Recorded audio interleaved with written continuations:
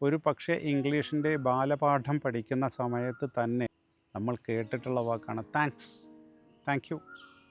അറിയാം എല്ലാവർക്കും നന്ദി. എന്നാൽ ഒന്നറിഞ്ഞുകൊള്ളുക, ഈ താങ്ക്സ് ടു എന്ന ഒരു പ്രയോഗമുണ്ട് ഇംഗ്ലീഷിൽ.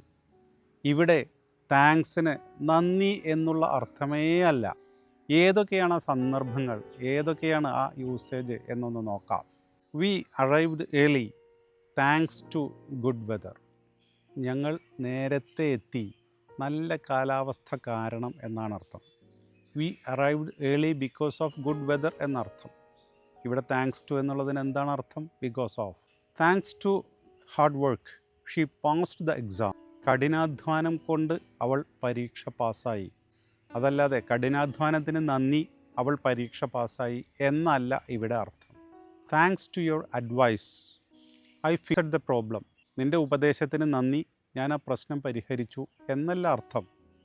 നിൻ്റെ ഉപദേശം കാരണം, നിൻ്റെ ഉപദേശം കൊണ്ട്, അത് സഹായിച്ചതുകൊണ്ട് ഞാൻ ആ പ്രശ്നം പരിഹരിച്ചു എന്നാണ് അർത്ഥം. ഇവിടെ നന്ദി സൂചകമായ അല്ല അത് പറയുന്നത്. Everyone knows about it now thanks to you. എല്ലാവരും ഇപ്പോൾ ആ കാര്യം അറിഞ്ഞു, നീ കാരണം. അല്ലാതെ എല്ലാവരും ഇതറിഞ്ഞു, നിനക്ക് നന്ദി എന്നല്ല അതിൻ്റെ അർത്ഥം. ഇനി കളിയാക്കിക്കൊണ്ടോ നെഗറ്റീവ് സെൻസിലോ ഒക്കെ ഉപയോഗിക്കാറുണ്ട്.